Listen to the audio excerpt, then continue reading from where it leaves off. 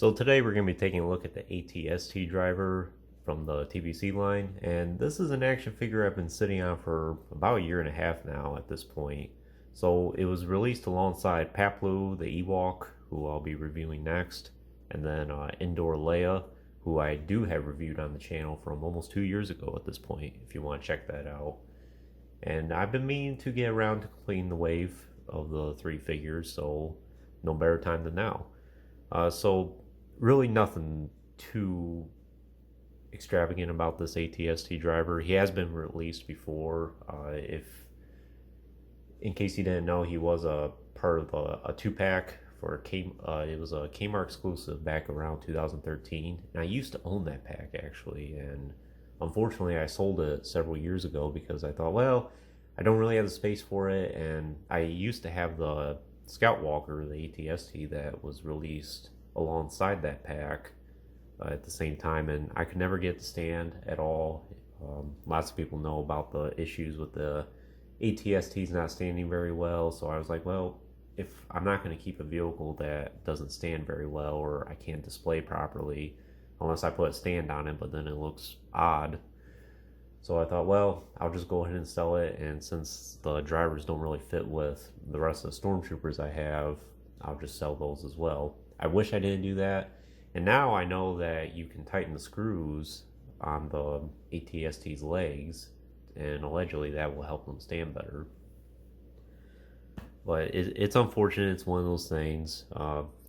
Recently, at the time of this video, though, the ATST got another re-release yet again with Chewbacca, and supposedly that one, the screws are fixed on it to where it doesn't have a problem standing. So maybe I'll get that one at some point, or maybe I'll bite the bullet someday and go back on eBay and get the old 2013 Scout Walker from the time, and then reacquire that 2-pack. But anyways, this is just one of those figures from that 2-pack, and we'll go into detail about the differences between those two figures and then which one this is as well. But anyways, let's take a look at the package here first. So this was released in around June of 21, I think. It's during the 50th anniversary of Lucasfilm. Too bad that wasn't a sticker though, instead of it being permanently on the card.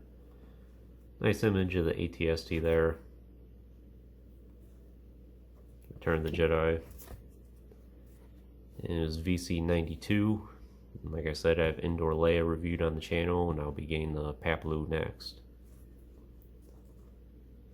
Nothing too much to say about this card. Of course, the timeline of events up to that point.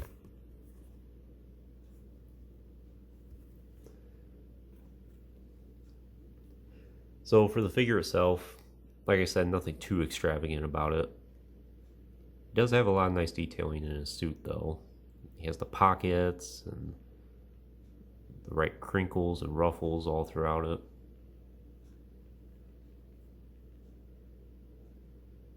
An Imperial symbol on just the one side.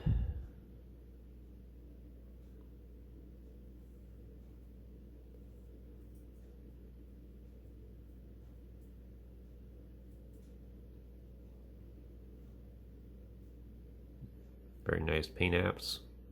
Looks very crisp, nothing blotchy about it.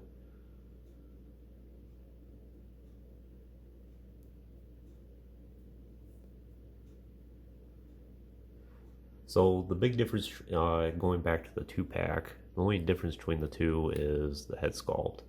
Now I forget who this person is based off of, but I know he's someone that worked on the set of Return of the Jedi. I don't know if it's the producer, maybe even the director. I'm not sure exactly. And the other ATST driver that came with that pack had a different head sculpt of someone similar that worked on the movie.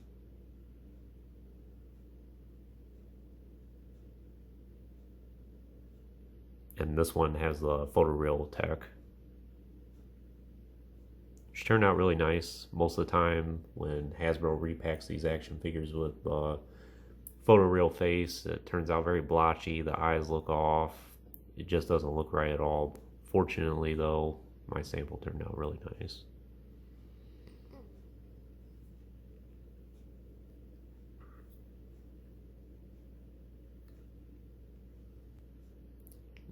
helmet fits on really well. Does have a communicator on his forearm there. And a harness, which I think you can take this harness off. I've never attempted to. You would have to cut it in order to do that. It doesn't look like there's a peg or anything where you can unlatch it. So in terms of the articulation, he does have a ball joint in the neck there. You can get the helmet to move with his head pretty good. Then he has hinged shoulders, hinged elbows, swivel gauntlets, I should say. Not so much wrists. Ball joint at the torso there. Then he has swivel hips, which one unique thing I'll point out with this figure is the hips are swiveled and positioned in a way to where they go in together like that, and then he'd be able to fit better inside the ATST. So very nice attention to detail on Hasbro's part. Then he has hinged knees and hinged ankles as well, which are a little soft. In terms of accessories, I suppose you can count that harness there, but then he comes with the standard E11 that we've been getting for years now at this point. Not one of the newer models, one of the ones that we got in the mid 2000s up until now, really. Personally, this is my favorite sculpt of the E11. I think it's appropriate sized. You can fit it in most holsters. It's not too bulky, and most of the stormtroopers can hold it with both hands if you want them to. A lot of the newer ones, it's kind of impossible to get that to happen, especially the one with the movable stalk.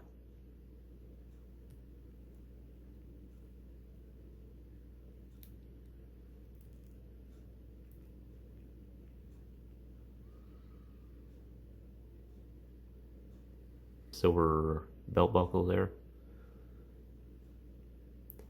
I think that's all there really is to say about this action figure. Like I said, nothing too extravagant about it. Just wanted to get this reviewed on the channel and finally complete this wave. Would I recommend them for your collection? I definitely would, especially if you want to get an ATST, and then of course you have to have the crew to go along with it. At the time of this video, obviously if you're looking to get an ATST, your best bet's probably the new released one, even though that's extremely expensive as is. But if you want to get the one from 2013 that had the 2-pack of this action figure that went along with it, that's going to run you up probably a few $100s. I've seen that ATST, or the Scout Walker as it was called on the package, go for $300 even, and this pack can go for like $100. But this particular ATST driver in the TVC line, I think you can still get for relatively cheap, maybe under $15, even though it's been out for almost 2 years at this point. So anyways, that concludes this review. I hope you enjoyed it. Stay tuned for more reviews in the future. There will be lots more to come. And if you haven't already, please like the video and subscribe to the channel. That way you know when more videos get posted. And check out the Instagram link in the description as well. More content will be posted on that. And thanks for watching.